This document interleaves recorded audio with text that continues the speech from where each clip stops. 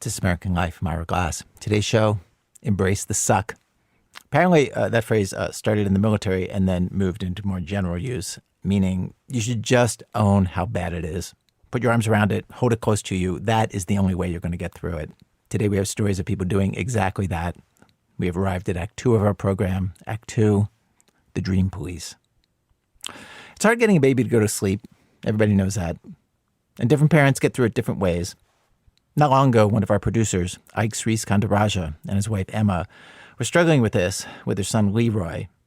At 1.5 years old, Leroy could say a few words, and he was actually able to hold an umbrella and crudely pull off a few of Gene Kelly's moves from Singing in the Rain while it played. I've seen video of this. He wasn't great, but he was amazing for somebody under 2 feet tall wearing a diaper. Though I have to say, for all that accomplishment, Leroy was still not on a proper sleep schedule. Until his parents embraced the awfulness of the situation they were in and invented something. Here's Ike. Leroy is the loudest guy I know. I'm pretty soft-spoken, so he didn't get that from me. One thing he did get, we both really prefer to be awake. But Leroy takes it a little too far. When he was about 1, I tried to put him down for a nap in his crib. He had bags under his eyes, his eyelids were heavy, and his head was doing that thing where it falls and snaps back. Then I saw him slap himself in the face to stay awake, like a long-haul trucker fresh out of 5-hour energy. And it's not just that he would fight sleep. When he did go to sleep, sometimes he'd wake up in absolute terror. But he needs to go to sleep. We all must. And we tried everything. At 5 months, we tried sleep training. It didn't take. At 1 year, his soon-to-be daycare provider suggested the cry it out method, which, depending on what type of parent you are, is either the most efficient way to sleep train or the most barbaric. When they cry, it's your job not to comfort them. Don't go in, even if it sounds really bad, which it did. We were a few weeks into this hellish ritual until one summer day. Leroy was looking sleepy, and it was time to attempt the 1 p.m. nap. I carried him to his room, drew the curtains, turned down the lullabies, gave him a fresh diaper, lowered him into his crib, "Love you, Leroy, see you after your nap," and closed the door. The crying started immediately, and I turned on the timer. For the next 40 minutes, Emma and I were clenched and approaching the upper threshold of our tolerance when she asked, "Can I pick him up?" "Yes, please." She went into his room, and then I heard our doorbell. I went to answer, and on the other side were 2 NYPD officers, a man and a woman. The woman asked, "Is that your baby crying?" "Yes." "We're responding to a child endangerment call." My mind was slowly grasping what was happening. Leroy, the loudest guy I know, had been screaming so much that a neighbor called the cops on us. They thought we were abusing Leroy. "We need to do a child welfare check," they said. I know these checks can turn into investigations. If you're poor, it can escalate fast. And even if you're not, it can be terrifying. Does Leroy have a scratch or a bruise right now? Are there piles of laundry lying around? My adrenaline is pumping, and the voice in my head is telling me to say, "Fuck you," slam the door, and run with Leroy out the back. But don't listen to that voice. We don't have a back door. I steadied myself. "You really don't need to do that. My wife, she's feeding him right now. He's busy." The male officer countered, "Either we go into his room or you bring him to us. We won't leave until we complete a visual inspection." Okay. I went to Leroy's room and told Emma, "The cops are here. They need to see Leroy." "But I'm breastfeeding." I told them that. She brought Leroy to the door. The woman officer asked, "Are you making all that noise?" Leroy was calm in Emma's arms. Emma said, "Sleep training. It's hard." The woman officer nodded. She gave him a little half-baby wave, and in a sweet voice said, "Okay, you need to go to sleep." Before they went, I asked, "Hey, just out of curiosity, can you tell me which neighbor called you guys? No. Oh, okay, that makes sense. I started to hate all the neighbors who lived within earshot and didn't make eye contact.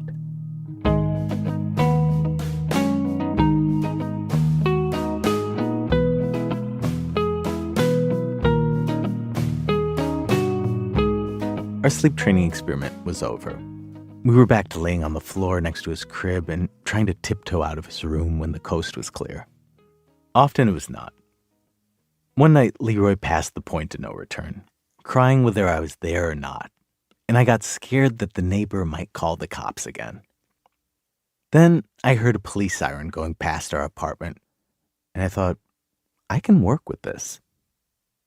Did you hear that? Leroy stopped crying and listened. The policeman.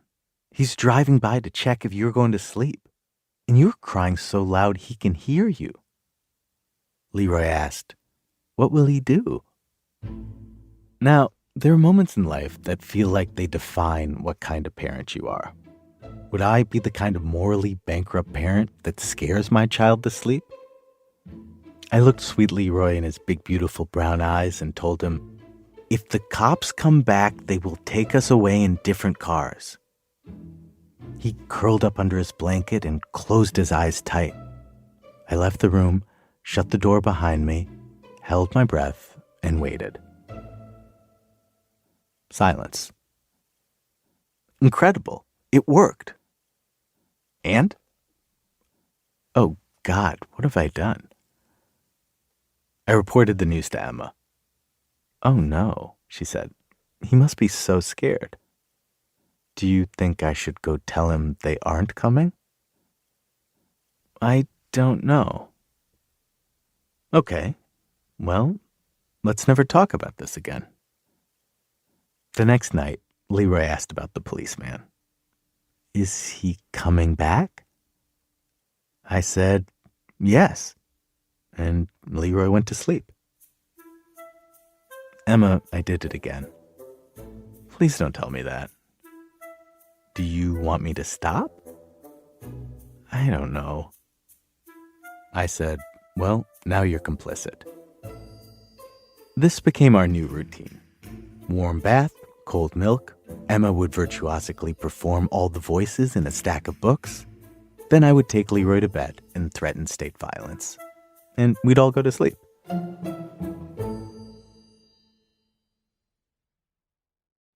After a while, it stopped working.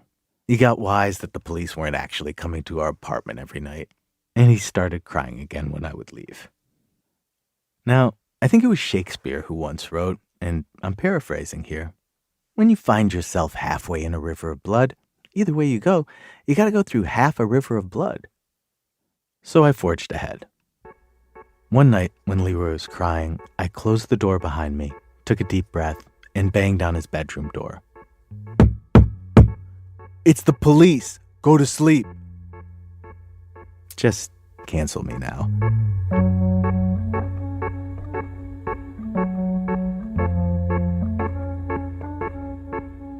And yeah, it worked. We were living in an imaginary police state for what I'm sure child psychologists would agree was too long. Then one night, Leroy asked me a question I didn't see coming. Will the policeman take my nightmares away? Take his nightmares away, not him.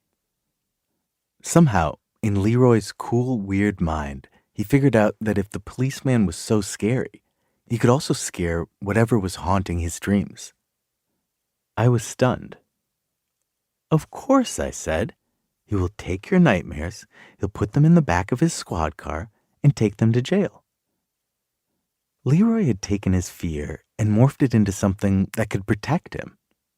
I tried to teach Leroy how to sleep and pass along a healthy fear of the police. He learned neither. Leroy's 3 now. Our bedtime routine is less violent. I lay down next to him in his big kid bed until he's asleep. The plan is to do this until he turns 18. Okay, so what do we do at night? take a soapy bath and put on your pajamas when you're done. Pee in the potty, lotion up, and read a book and go to bed. That's it? Yeah. That sounds easy. You just go to bed? No problem. We just do all that stuff. Oh, you forgot one thing. What? You gotta give a hug and a kiss. Yeah. A hug. Okay. Hug. Okay. That's a lick.